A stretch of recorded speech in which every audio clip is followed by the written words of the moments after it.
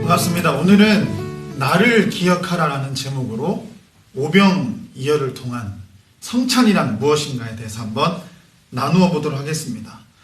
오늘 우리에게 주신 하나님의 말씀은 신약 성경 요한복음 6장 54절에서 55절 말씀입니다. 제가 읽어드리겠습니다. 내 살을 먹고 내 피를 마시는 자는 영생을 가졌고 마지막 날에 내가 그를 다시 살리리니 내 살은 참된 양식이요 내 피는 참된 음료로다.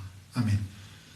혹시 유재석 씨 그리고 정영돈, 송은이, 김용만, FT 아일랜드, CN블루, 걸그룹 AOA의 공통점이 뭔지 아세요? 한때 이들은 공통점이 있었습니다. 그것이 무엇이냐면은 바로 소속사가 같았다는 점이에요.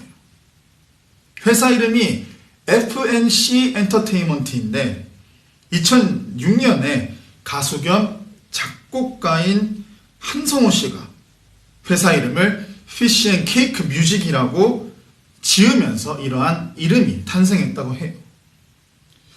그런데 알고 보니 놀랍게도 성경에 나오는 오병이어의 기적, 이것이 이 회사를 통해 나타나기를 바라는 마음에서 이러한 회사 이름을 지었다고 합니다. 오병이어의 기적, 그게 무엇이길래 이 사장님은 이러한 마음이 이렇게 발현되기를 바랬을까? 성경에는 예수님이 보리, 떡 또는 빵이라고 합니다. 5개와 물고기 2마리로 그 시대의 기록법상 여자들과 아이들을 뺐는데도 남자 장정만 5,000명을 먹이신 오병이어 사건이 나옵니다. 그러니까 그 와이프 더하고 그 시대에 애가 2명이 뭐야. 아무튼 그렇게 치면 최소 15,000명은 되는 이런 엄청난 인파. 어쨌든 이 사건이 주는 의미는 어떤 한 아이의 이 소중한 기부. 그래서 하나님께 작은 것이라도 정성껏 바치면 상상도 못할 큰 경제적인 축복을 받는다. 라는 식의 기복적인 복을 푸르는 그런 메시지가 결코 아닙니다. 사실 보리빵 5개와 물고기 2마리? 우리 시대에서 피쉬앤칩스라고 봤을 때 저만 해도 3번을 리필해 볼게요. 3번. 그런데 굶주린 15,000명에게 이 한 세트? 저 같은 바로 전쟁 일으켰습니다. 전쟁. 그러니 이게 결국 의미하는 게 무엇이냐면 그 많은 인원에 비해 이 정도는 아무것도 아니라는 거예요. 아무것도 아니다. 더 나아가서 예수님 없이는 당장에 배고픔도 해결할 수 없었던 불가능한 사실과 상황을 나타내기 위한 아주 미약하고 하찮은 것의 상징일 뿐이었던 것이죠. 다시 말하면, 바꿔 말하면 오병이어의 사건은 인간의 힘으로 무엇인가를 그래도 보태다 보면 이뤄낼 수 있는 것들이 있다, 많다. 그런 것이 아니라 오직 예수님만이 저와 여러분에게 천국의 풍요를 선물해 주실 수 있음을 설명하는 사건인 것입니다. 어떻게 해요? 예수 그리스도의 살과 피를 찢으심으로 말입니다. 이 빵떡 5개와 물고기 2마리 이야기에 대해서 더 살펴볼 것인데, 먼저 오병이어 사건은 시간적인 배경이 매우 중요합니다. 요한복음 6장 4절에 보면 그때는 유대 사람의 명절인 유월절이 가까운 때였습니다. 라고 나옵니다. 여러분, 유월절을 아십니까? 유월절.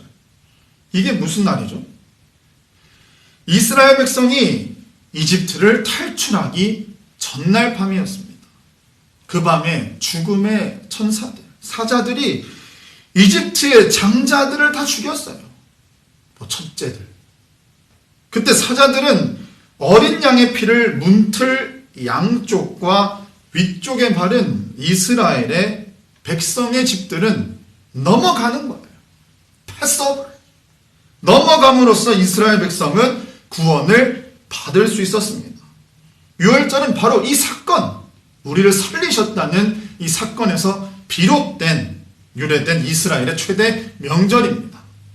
나중에 사도 바울은 유월절의 그날 뭉틀 양쪽과 위쪽에 바른 어린 양의 피 사건이 우리들, 저와 여러분의 구원을 이루기 위해서 십자가에서 흘리신 예수님의 피 사건이다 라고 얘기하기도 했습니다. 이번에는 우리 친구들에게 각자 좀 다른 것 같긴 하지만 결국에는 같은 한 장면을 소개할까 합니다. 첫 번째는 지금까지 이야기해왔던 오병이어의 기적 장면입니다. 마태복음 14장 19절에 예수께서는 사람들에게 풀밭에 앉으라고 말씀하시고 빵 5개와 물고기 2마리를 들고 하늘을 우러러 감사 기도를 드리신 후 빵을 떼셨습니다. 그 후 예수께서는 그 빵 조각을 제자들에게 나누어 주셨고 제자들은 또 사람들에게 나누어 주었습니다. 자, 이제 두 번째 장면입니다.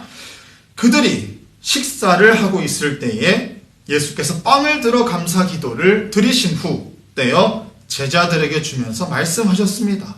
받아서 먹어라. 이것은 나의 몸이다. 마태복음 26장 26절의 말씀이죠. 예수님이 똑같은 모습으로, 즉 빵을 가지고 감사 기도를 드리신 후 제자들에게 나누어 주셨죠. 이처럼 오병이어 사건, 이 사건은 예수 그리스도의 죽으심으로 말미암아 하늘의 풍성한 복이 성도들에게 내려지는, 하나님을 믿는 우리들에게 내려지는 참빵, 떡이신 예수 그리스도를 주제로 하는 이야기였던 겁니다. 그러니 성찬이란 무엇이겠습니까?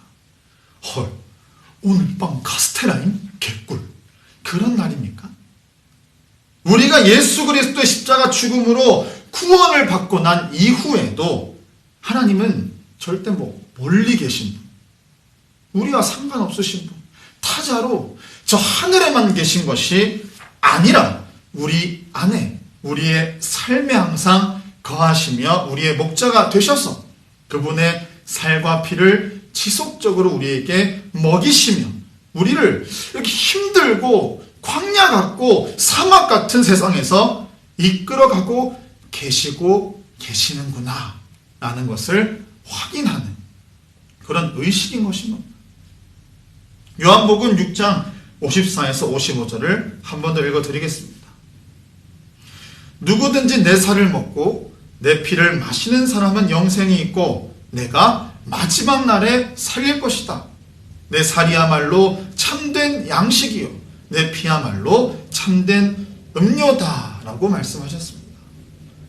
이처럼 눈으로 보고 입으로 맛보고 손으로 만져보는 아름다운 예전, 예배적인 행위를 통해서 눈에 보이지 않는 구원을, 만져지지 않는 구원을 지속적으로 경험할 수 있는 것이 바로 성찬입니다.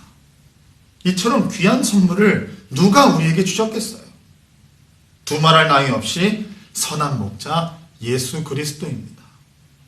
그분이 이끄시는 이 성도의 길, 저와 여러분의 길, 하나님을 믿는 우리들의 길은 설령 당장은 막막해 보이고 착잡해 보이고 죽음의 그림자가 드리워진 것만 같고 골짜기 같아 보일지라도 우리에게 전혀 부족함이 없는 길임을 여러분은 확신하시기를 바랍니다. 성찬이라는 것은 이처럼 우리의 신앙, 여러분의 신앙을 굳게 다질 수 있도록 돕는 귀한 도구입니다. 여러분은 지금 예수님의 일생 중에 고난의 시간이었던 사순절을 보내고 계십니다. 그래서 우리는 지금 주님의 아픔과 슬픔에 함께하고 동참하는 시간을 보내고 있습니다. 이 시기가 전염병이다, 추위다 뭐다 이렇게 얼어있기도 하고 학교 생활이나 여러 가지 삶의 환경이 앞으로를 도무지 예측할 수가 없어 답답하고 걱정이 많이 되시리라고 봅니다. 그러나 이러한 분위기일수록 다운되어 있고 차갑고 이렇게 침체되어 있는 분위기일수록 대조되는 우리 주님의 사랑, 예수님의 사랑, 그리고 그 모든 고난을 저와 여러분들을 위해 견디셨던 그 따뜻한 마음, 사랑의 마음을 기억하시면서 좀 훈훈함으로 지내시고 견디시는 한 주가 되시기를 주님의 이름으로 기도합니다.